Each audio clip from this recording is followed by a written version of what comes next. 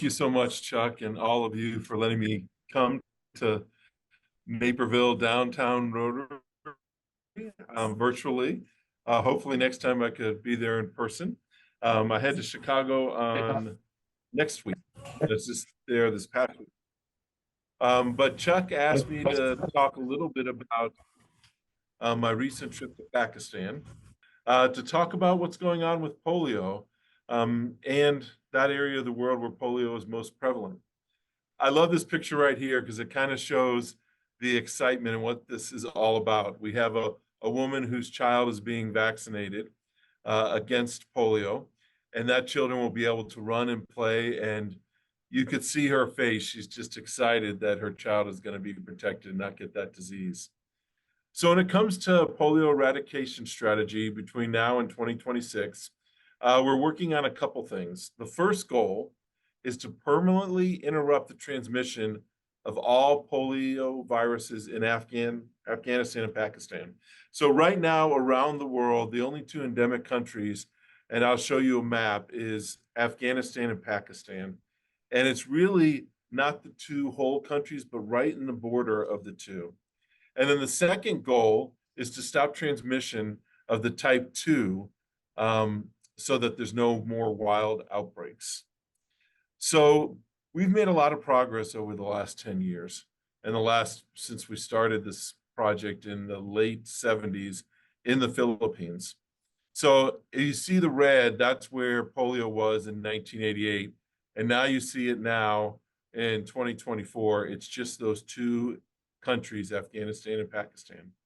So more than 3 billion children have been immunized, and more than 20 million people are walking today because of the work that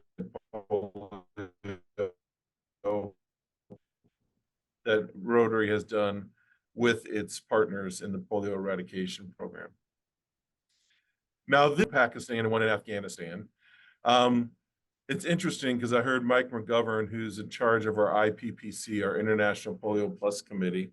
We call it Polio Plus because we're not only trying to eradicate polio, but there's certain other things we give, like vitamin A, that help children not go blind and in some cases prevent them from dying. Since this Polio Plus has started, we've probably saved somewhere around 1 million children from dying because of the vitamin A alone. So that plus part of Polio Plus is important. Now, it's interesting, this case in Afghanistan, it really happened back in January, but we just found it out a couple weeks ago because they were claiming that they didn't have it, but then it got reported to the CDC. So why that's important is because these countries are getting better at reporting. So right where these red dots you see on the screen, that's where these things are happening. And every year we're getting more and more monitoring in that area to make sure that this doesn't get out of control. And they're not only monitoring samples, they're monitoring wells around that area and all the water and different things so that we can make sure we keep it straight. So most of the work is actually going on in Pakistan and Afghanistan, also northern Nigeria. And we meet at International Assembly when all the district governors get together every year. The International Polio Plus Committee meets with Nigeria and with Pakistan and with Afghanistan, those DGEs, and really focus on the importance of eradicating polio. You know, this will be only the second disease that's ever been eradicated in the world. And there's several organizations that have promised to put Rotary up for the Nobel Peace Prize when we get this done. And hopefully that'll be by 2026. So there has been some cases of polio that actually work its way through the system, where the vaccine works its way through the system, and then it causes some paralysis to some individuals. So in 2021, they came up with a better brand vaccine, which is being produced now, that can make sure that those kind of outbreaks don't happen in the future. So in order for us to have a polio-free world and this disease to be totally eradicated, the only other disease that's been eradicated was smallpox, and this will be the second. There's going to have to be 400 million children immunized. And of course, there's polio workers that actually had to risk their life to deliver this vaccine to areas of the world that are under war. And so that's going to take hundreds of thousands of people. And of course, it's going to take a lot of surveillance of waterways, samples from human beings, samples from the soils. So, what is Rotary's role in all of this? We are raising funds every year. We try to shoot for $50 million because if we reach $50 million, the Bill and Melinda Gates Foundation actually matches that 2 to 1. So we have $150 million. And we've been able to reach that goal ever since our agreement with the Gates started. Advocate. You know, a lot of the money that is spent on eradicating polio is trying to get the anti-vaxxers to realize that it's not a bad thing to have vaccinations. So we can help with our 1.4 million Rotarians around the world, especially on certain days like World Polio Day and National Immunization Week, if we actually write letters to the editors of our paper and talk about that. Rotarians need to be engaged. You know, it's interesting, a lot of governments and all our partners give money for the eradication of polio, but really it takes a human chain of individuals doing these actual drops and the immunizations, and that's where Rotarians come in. And basically, we have to raise awareness. And this is true not only in the countries where it's endemic, Afghanistan and Pakistan.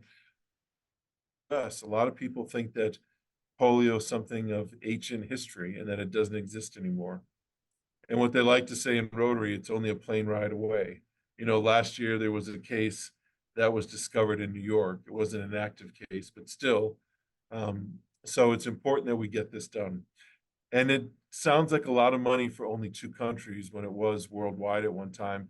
But the areas that it's in, it's hard to get those vaccines delivered because it's in a state of war and all because it's very mountainous and very tough terrain. So, how do we reach that $50 million in Rotary? We have a lot of individual contributions. They just had an Arch Clump Society weekend at headquarters over the weekend, and a lot of people pledged their money. Individuals pledged their money to help eradicate polio. We also have clubs, and the recommended club amount that Rotary International asks all clubs to give is $1,500. Different clubs do it different way. In our club, where I live in Edina, Minnesota, we have a plant sale around Mother's Day, and then we sell poinsettias during the holidays, and that's how we raise our money for that. Also, Rotary International requests that the districts give 20% of the district designated funds. And Chuck, since he's your district foundation person, he can tell you all how that works. And all that usually ends up going to $50 million in time for our contribution to be made. And really, it's the best money we can spend because it's matched 2 to 1, which our other grant funds aren't. So what's new in this eradication fight is the Polio Plus Society. Now, these could be either at a district level or a club level. And what it is, it's almost like the Paul Harris Society, where individuals in some districts around the world, it's $1,000 a year. My district, it's $100.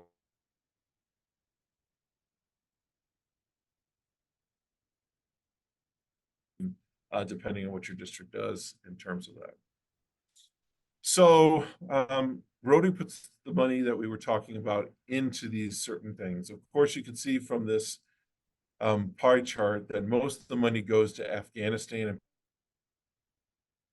because that's where it's still endemic, where we have active cases coming. We had 12 between those 2 countries, 12 last year, only have 3 this year. But it's important that we monitor more. And there's an awful lot of people in those areas that need to be immunized to make sure that we get those 2 places polio free and then the world polio free. So between our partners, different governments, between 2022 and 2026, there's been 2.6 billion pledged to polio eradication. And you know, we will get this done. It's just a matter sure we get this done is we have to advocate, and we have to advocate to our governments. We have to make sure that the governments around the world actually push for this. This is a picture with the president of the Philippines a couple months ago. And I love this picture because when we met with this particular president, his mother in the late 70s helped the Rotary Club get started. Worldwide, this initiative to eradicate polio started in the Philippines. And it would be great if we can finish and get that out of the world and eradicated by 2028, since we have our international convention in the Philippines that year. It'd be a great time to celebrate a polio-free world. We also recently, just a few months ago, met with the Pakistani Prime Minister. These countries pledged troops to go with our polio workers, the frontline workers who deliver the vaccines. They put money into it and they give support to it. And then we met also hat and Stephanie to my right, and that's the governor of Sindh province, who was also pledging to help us. And then to his left is Director Fez, who is a director of Rotary International, and he is actually from that area of the world. So the frontline workers, you'll see them sitting right there. This is a transit stop. At this transit stop we went to, they bring in bus loads of people. The police go on the buses and they check for contraband and everything as they're entering the country. But then they give immunization shots to all the children. They serve 3,000 people, 3,000 children a day get immunized at this one transit stop. Aziz Mamin, who just won an award in Pakistan from the federal government for the work he does in eradicating polio. And it's interesting, the frontline workers you see here at the transit stop, they're all male, but 90% of the frontline workers are female. And there have been 40 that have been martyred. And actually the Friday before we came here, another gentleman, frontline polio worker, had been killed while delivering drops. But seeing that kind of passion from these people makes me know that we're going to get this done. So this is actually one of the buses, and I'm giving drops to that child. And again, the parents are just so happy that their children can be immunized because it changes their world. So Pakistan has a National Emergency Operations Center, which has a lot of labs in it. It has storage, and this is where they do a lot of the tracking. They also have special areas in the slums in Pakistan, both in Karachi and Islamabad, where they can have workers come in and actually write their charts out. They can store the vaccines and things like that. So there's a lot of permanent infrastructure that's been going in the last few years to make sure that this happens. But it's really interesting when you go into the labs. They take the samples and then they put them, they make a milkshake kind of thing out of it, and they put it in the slides and they look for the polio virus. And if there's an active sample, then they go and try to track down where that sample came from. Right now, it takes about 35 days to track down where a particular sample came from, but they have new technology that when it comes to fruition here in the next few months, it only takes 5 days. So as the technology gets better, we get closer to eradicating polio. And of course, when all these samples come in, they're tracked and they're stored and the data is there so we can tell where they came from. So if there's ever an outbreak, we can get to that area quicker. So as part of our advocacy, what we're trying to do is we're trying to, Chuck had the idea that we should get Taylor Swift to be on the polio eradication team for good publicity. And I think that's a great idea. We have to do more things like that. So what President-elect Stephanie is going to do in her year when she's president, she's actually going to have a baseball game that you could actually give $10,000 to sit with her and John Hugo in a suite, and we hope to raise $1 million. I had a friend a few weeks ago who just put $100,000 donation in, and of course that $1 million is not $1 million outright, but with the match with Bill and Melinda Gates. So if we keep doing more and more of these events, You know, the pints for polio, the pins for polio, bowling and all that stuff, bike rides for polio. That helps get not only the dollars we need, but it also gets awareness of how important this is. And when you do this in your club or district, you should really register your events at the endpolio.org website so we can tell people what we're doing, so we can inspire other clubs to do the same. And then we get a lot of people working on it and our mission will get done. So what we're trying to do is raise $50 million again this year, so it can be matched by the Bill and Melinda Gates Foundation. We're trying to start about half our districts right now have Polio Plus committees. And what we found out is the districts that have Polio Plus societies, they usually raise more money in most cases than the districts that don't. So we're trying to do this in every district over the next few years. And we want to make sure that we just talk about it and let people know how important it is. We don't want to go back to the days where we would have hundreds of thousands of cases a year. We want to make sure that none of our kids are crippled by it. And then, of course, have the events. In my district, we started a scavenger hunt to end polio, and it's a lot of fun. So together we can end polio. And I can take any questions you have if you have any questions.